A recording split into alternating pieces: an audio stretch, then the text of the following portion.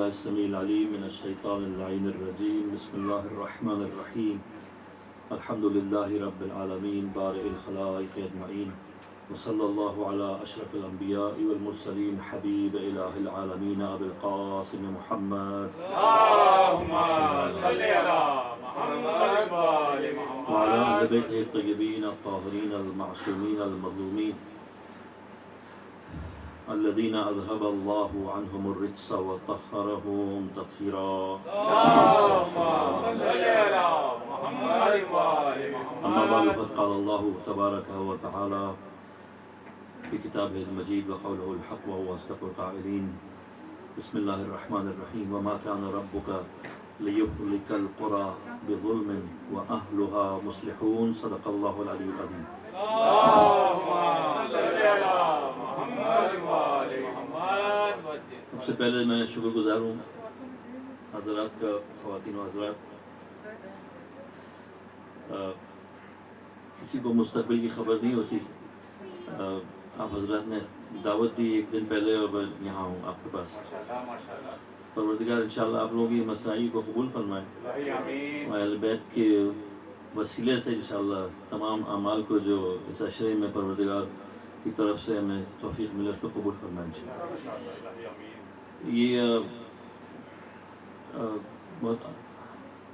یہ شب جو ہے یہ بہت المناک اور بہت تکلیف دہ حالات کی ترجمانی کرتی ہے.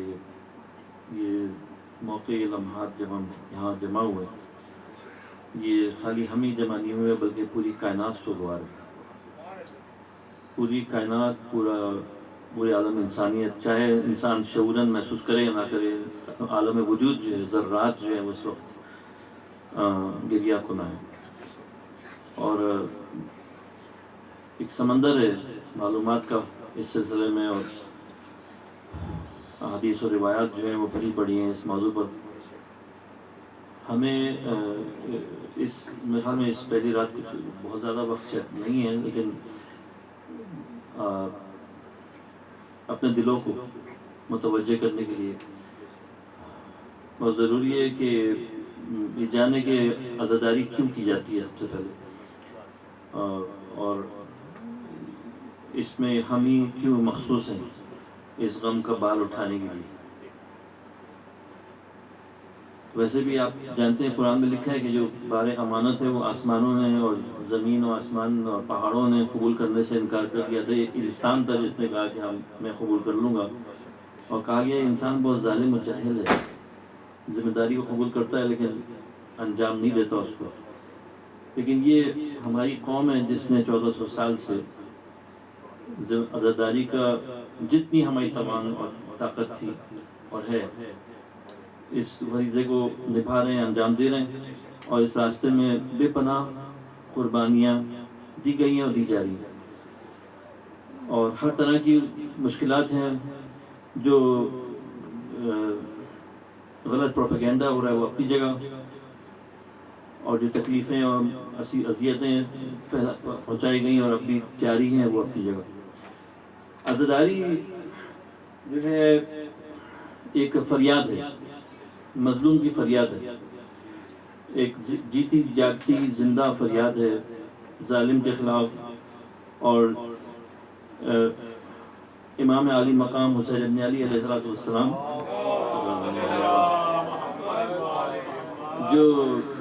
جن کی فریاد ہے. اور آپ نے ان لمحات میں جو آخری تھے، آپ نے کئی بار یہ بلند کی فریاد. آپ نے فرمایا حل من ناصر ینصرنا، کیا ہے جو ہماری مدد کو پہنچے. اور کوئی نہیں تھا اس لشکر میں جو امام حسین علیہ السلام کی آواز پہ اس وقت لبیک کہتا. اور یہ ہماری قوم ہے جس نے اپنی مجالس و جلوس اور زیارات اور شاعری اور ہر طرح سے تمام دام دم میں سخنیں ہر طرح سے ہم نے امام حسین کی اس فریاد پہ جواب دیا ہے اور دے رہے ہیں.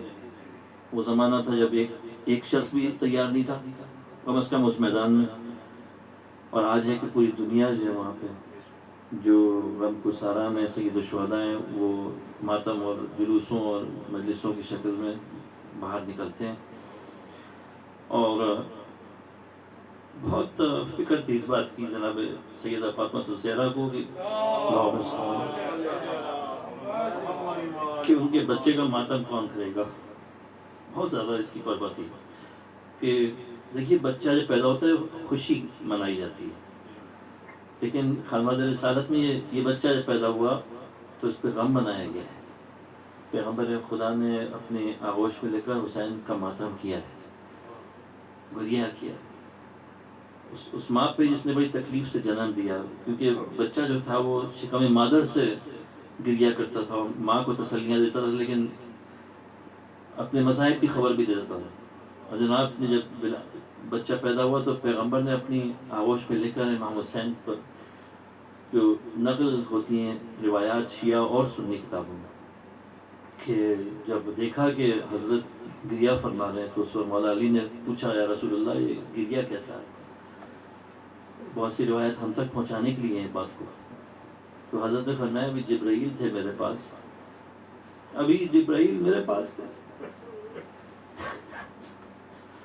اور جبرائیل نے کہا اے رسول خدا، اس بچے کو آپ کی امت قتل کر دے گی کربلا میں، اور آپ اجازت دیں تو میں کربلا کی مٹی آپ کی خدمت میں پیش کروں.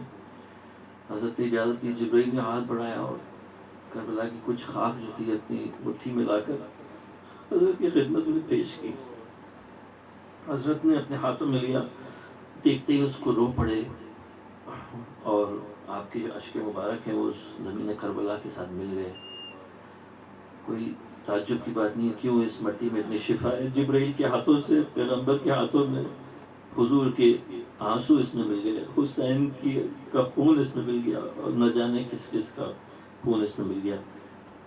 اور جناب سیدہ نے جو یہ سنا تو آپ نے پوچھا اپنے بابا سے اس وقت ہم میں سے کون ہوگا، کیا علی ہوں گے، کیا میں ہوں گی، کیا آپ ہوں گے. فرمایا کہ ہم سب جا چکے ہوں گے، ہم میں سے کوئی نہ ہوگا. تو بی بی کا سوال یہ تھا کہ بابا پھر آخر میرے حسین پر آنسو کون بھائے گا. بڑا اس کا اندیشہ تھا، قلق تھا، بہت پریشانی تھی بی بی کے دل میں کہ آخر یہ بچہ جو آل ابا میں سے ہے، جو کہ پنجتن میں سے ہے، اس پر آنسو کون بھائے گا. حضرت نے اس کو فرمایا کہ اے فاطمہ، خدا ایک ایسی قوم کو پیدا کرے گا جس کے مرد کربلا کے مردوں پر روئیں گے، جس کی عورتیں کربلا کی عورتوں پر آنسو بہائیں گی، جس کے بچے جو ہیں کربلا کے بچوں پر آنسو بہائیں گے. اور یہ وہ چیز ہے، وہ فریضہ ہے جسے ہم انجام دے رہے ہیں.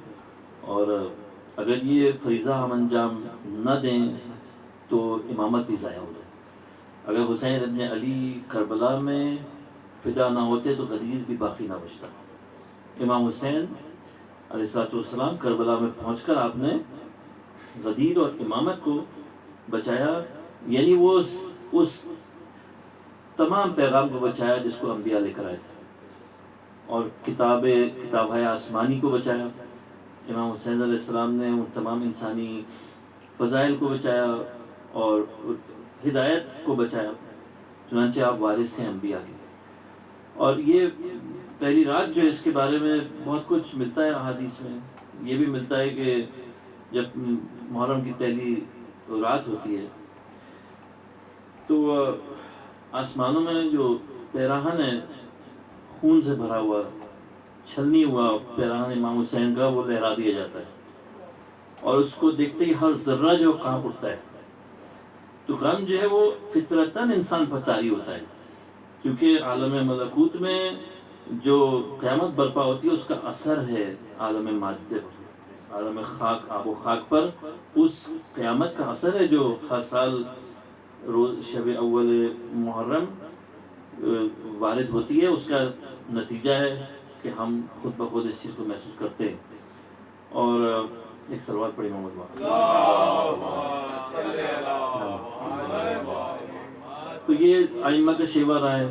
پہلی محرم سے کبھی کسی بھی امام کو مسکراتا ہوا نہیں دیکھا کسی نے، اور ایک اضطراب کی حالت میں پایا ائمہ کو، اور یہ جاری رہا، اور ہم نے یہ سلسلہ عزا کا پہلی محرم سے ہم 2 مہینے 8 دن تک جاری رکھتے ہیں۔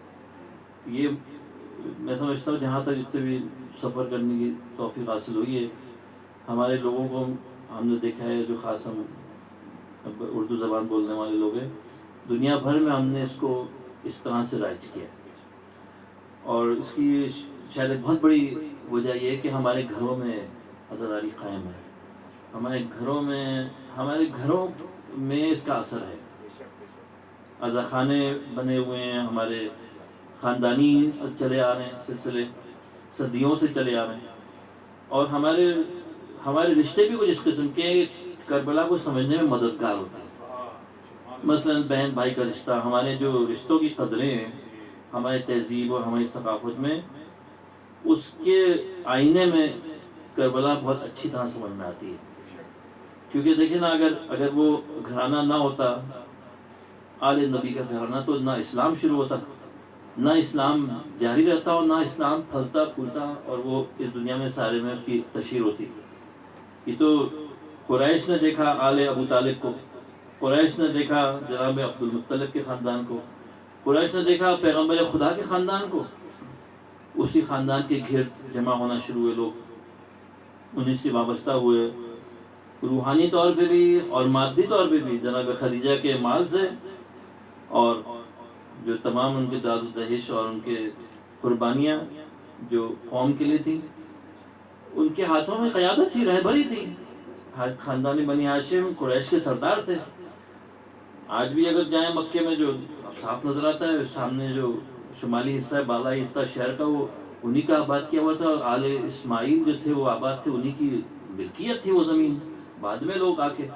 تو قریش جو تھی وہ آل ابراہیم کو بہت ہی احترام کی نظر سے دیکھتی تھی، بلکہ پورا جزیرۃ العرب۔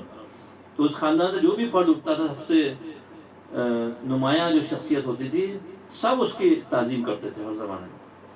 ہاں لیکن ظاہر ہے کہ جب کوئی شخصیت اتنا احترام، وقار اور اتنا زیادہ محبوبیت اور مقبولیت حاصل کرتی ہے، اس کے مقابلے میں حسد، دشمنی اور نفاق اسی قوت سے ابھر کے سامنے آتا ہے۔ صلوات پڑھی محمد۔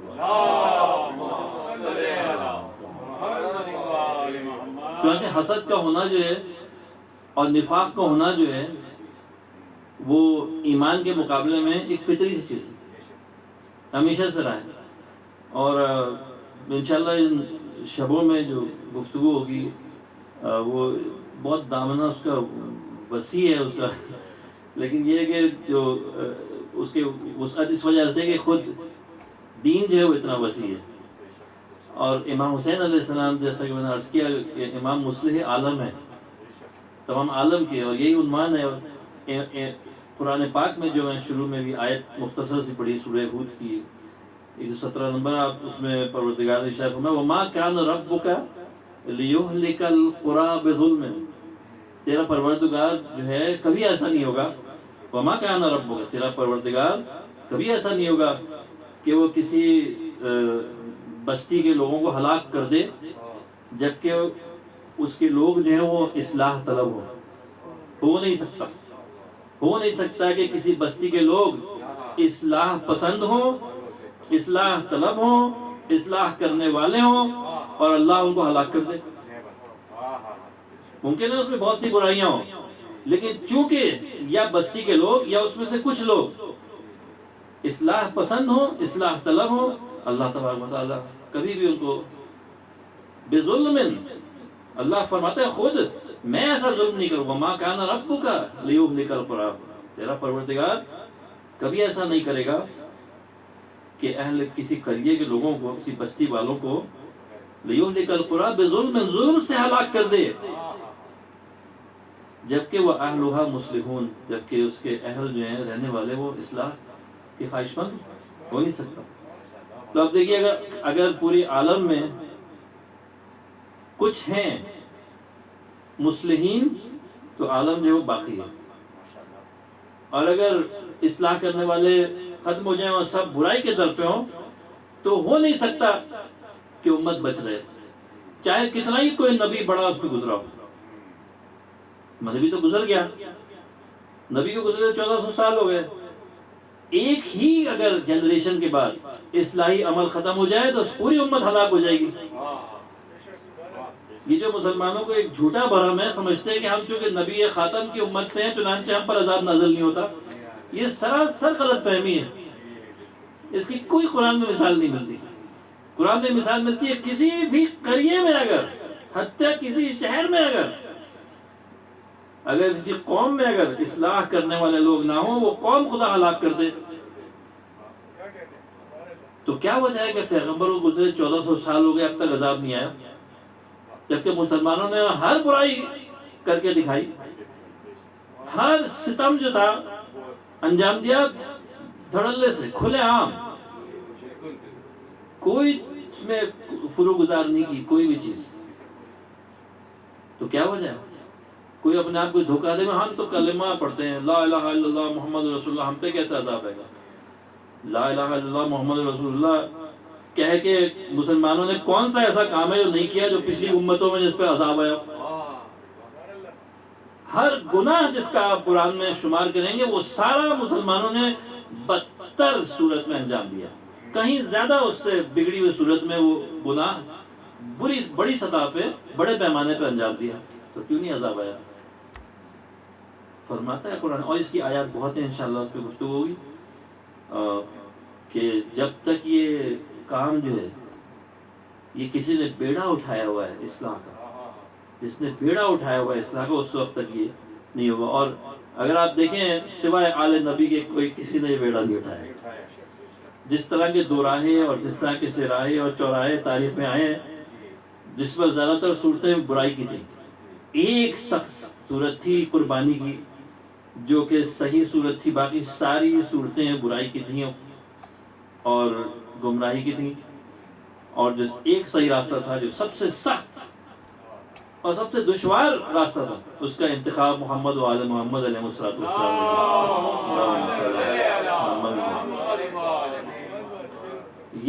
یہ وجہ ہے کہ جس کی وجہ سے عذاب نہیں آیا.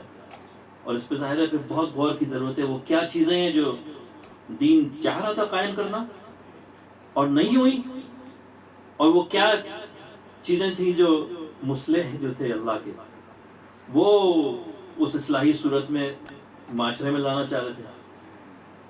اور ظاہر ہے کہ ہم اگر اس اصلاحی مشن کا حصہ ہیں تو پروردگار جو ہے ہمیں یہ فخر ادا کرے گا، یہ امتیاز ادا کرے گا، ہماری وجہ سے انسانیت جو برائی سے بچے گی، عذاب سے بچے گی اور نجات حاصل کرے گی. نہ صرف ہم بچیں گے بلکہ ہمارے ذریعے سے انسانیت کو اللہ تبارک و تعالیٰ امان دے گا. ایک صلوات پڑھیں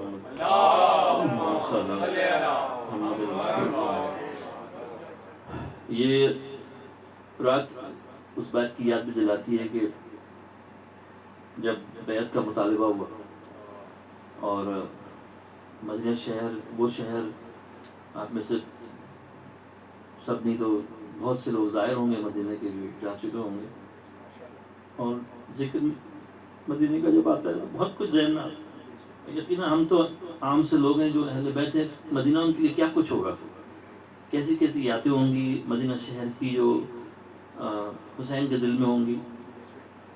تو جو رات تھی یہ جو یعنی ظاہر ہے کہ پہلی محرم تاریخ میں تو امام حسین کربلا کے قریب تھے، لیکن اس رات میں ہم یاد کرتے ہیں روانگی کو، مدینے سے روانگی کو یاد کرتے ہیں، یہ سمجھنے کے لیے کہ آخر کیا فضا تھی، کس قسم کی حالت تھی جس میں امام کو چھوڑنا پڑا اپنے نانا کے شہر. اور تاریخ لکھتی ہے کہ کوئی گھرانہ اتنا غمگین نہیں تھا اس دن جب امام حسین علیہ السلام نے یہ فیصلہ کیا کہ آپ مدینہ چھوڑنا ہے، سوائے گھرانے آل نبی کے اتنا غمگین کوئی گھرانہ نہیں تھا. تو یہ تاریخ یہ بھی لکھتی ہے کسی صحابی کا عنوان سے جنہوں نے غروا کے نام سے، جو کہتے ہیں کہ وہ گراں گوشت سے سن نہیں پاتے تھے صحیح، انہوں نے گریا کی آواز سنی، شیون کی آواز سنی اس رات میں جو روانگی کی رات تھی. انہوں نے پوچھا کہ مجھے تو آوازیں نہیں سنائی دیتی آج کل، آج یہ کیسی آواز ہے جو؟ فرمایا یہ حسین کا گھر ہے جہاں سے گریہ کی آواز ہے. اور امام حسین علیہ السلام کے جب آ کے خبر، کیونکہ دیکھیے اس میں غم خالی اس بات کا نہیں تھا کہ مدینہ چھوڑا جا رہا ہے، بلکہ غم اس بات کا تھا وہ ساری روایات جو سن رکھی تھی حسین کی شہادت کے بارے میں. پیغمبر سے سب نے سن رکھا تھا حسین شہید ہو گئے، اور لوگ سوچتے تھے یہ کیسا ہو سکتا ہے، ایسے کیوں کر ہوگا کہ امام حسین جیسی شخصیت شہید کر دی جائے پیاسی، اور ان کے ساتھ یہ مصائب پیش آئیں. لیکن جب یہ امام حسین کے منہ سے سنا کہ اب ہمیں مدینہ چھوڑنا ہے، اور کیسے یہ نوبت آئی کہ لکھتی ہے تاریخ کے جب مطالبہ ہوا بیعت کا، اور امام علیہ السلام نے ٹھکرا دیا اس کو، اور تمام تر خطرات کے باوجود آپ نے انکار کیا، تو آپ حرم پیغمبر میں تشریف لائے ہیں. ایک رات آپ نے وہاں جد کے اپنے نانا کی خبر پہ گزاری، دوسری رات پھر آپ تشریف لائے، پورا ایک دن آپ شہر میں تھے. اور وہاں مروان نے پوچھا امام سے کہ اے حسین آپ کہیں تو میں آپ کو ایک مشورہ دوں جس میں آپ کی دنیا اور آخرت کی بھلائی ہے. تو امام نے پوچھا بولو کیا ہے؟ اس نے کہا میں مشورہ دوں گا. مروان بن حکم نے کہا کہ آپ یزید کی بیعت کر لیں، اس میں آپ کی دنیا اور آخرت کی بھلائی ہے. امام نے سنا تو فرمایا انا للہ و انا الیہ راجعون اذ قد بلیت الامت براع مثل یزید وعلی الاسلام السلام، کہ اسلام پر فاتحہ اگر امت جو ہے مبتلا ہو جائے یزید جیسے حاکم سے. اور پھر فرمایا کہ میں نے اپنے جد سے سنا ہے کہ ان الخلافت محرمۃ علی آل ابو سفیان، کہ خلافت جو ہے حرام ہے آل ابو سفیان پر، خلافت حرام ہے. امام علیہ السلام رات کو دوبارہ دوسری رات نانا کی خبر پر تشریف لائے، پوری رات آپ نے خبر پہ گزاری ہے. قریب سحر تھا، امام نے اپنے چشم باطن سے دیکھا پیغمبر فرشتوں کی جھرمٹ میں آسمان سے تشریف لا رہے ہیں، اور آ کر امام حسین کو اپنی آغوش میں لے لیا، اور آپ کی پیشانی پر، روایت لکھتی ہے پیشانی پر بوسہ لیا امام حسین. پیغمبر نے امام حسین کی پیشانی پر کا بوسہ لیا.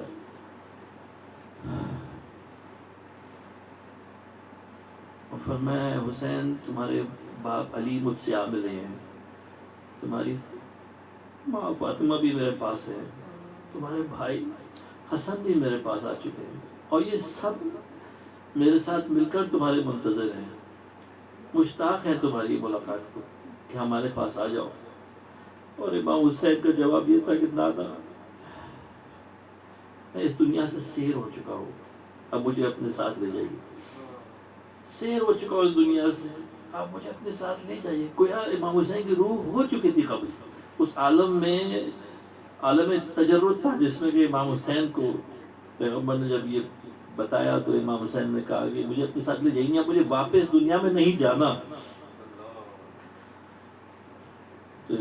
تو پیغمبر نے فرمایا حسین تمہیں اپنے گھر والوں کو لے جانا ہوگا کربلا، تمہیں عراق جانا ہوگا، تمہیں وہاں شہادت پانی ہوگی، تمہیں وہ تکلیفیں وہ سب مصیبتیں جھیلنی ہوں گی، تمہیں وہ سب قربانیاں دینی ہوں گی، تاکہ تمہیں وہ خاص مرتبہ حاصل ہو جو اللہ نے تیرے لیے مخصوص کیا ہے. حسین اب سمجھ گئے حسین کی ان کو دستور مل چکا ہے، حکم مل چکا ہے نانا سے، مدینے سے خروج کا حکم مل چکا ہے. اب آپ آئے اپنی ماں کی قبر پر، کافی دیر ماں کی قبر پر. ماں کی آغوش تو بچے کے لیے بڑی عزیز ہوتی ہے. قبر مادر پہ بہت دیر روئے، اے مادر آپ سے جدا ہو رہا ہے حسین. حسن ابن علی سے آ کر رخصت لی، بھائی کی قبر پہ آ کے پھر گھر پہ آئے ہیں، تیاری ہوئی ہے، کس طرح سے سب کو سوار کیا گیا ہے، کس طرح سے سب روانہ ہوئے ہیں. ایک وقت تھا کہ امام حسین کی بیٹی جو رہ گئی مدینے میں، انہوں نے علی اصغر کو اپنی گود میں لیا ہوا تھا. علی اصغر چھوڑنے کو تیار نہیں تھے، یہاں تک کہ امام حسین نے علی اصغر کی کانوں میں کچھ کہا، علی اصغر گھمک کر باپ کی گود میں آ گئے۔ میں کہتا ہوں شاید امام حسین نے علی اصغر سے کہا، علی اصغر تمہارا نام تو اس پروندہ شہداء میں لکھا ہے، تمہارا نام تو اس فہرست میں لکھا ہے کربلا کی شہیدوں کی، تم کیسے مدینے میں رہ سکتے ہو؟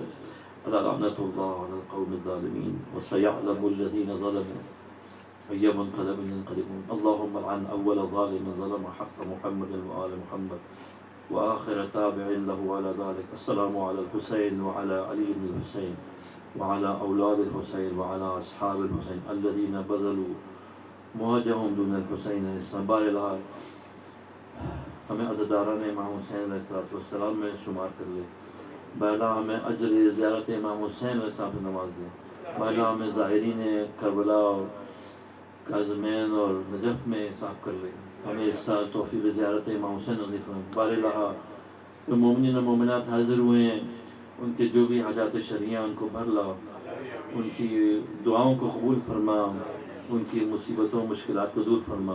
کسی کے گھر میں کوئی مشکلات ہیں، پریشانیاں ہیں، بار الہ کوئی بیمار ہے اس کو شفا دے، بار الہ جو حوائج ہیں جو حاجتیں ہیں ان کو پورا کر دے، بار الہ کوئی روزگار کی تلاش میں اس کے لیے راستے کھول دے، کوئی روزگار پر ہے اس کو ترقی و کامرانی عطا فرما، بار الہ ہمارے گزشتگان پر رحمت فرما، ان کے گناہان کبیرہ و صغیرہ کو معاف فرما۔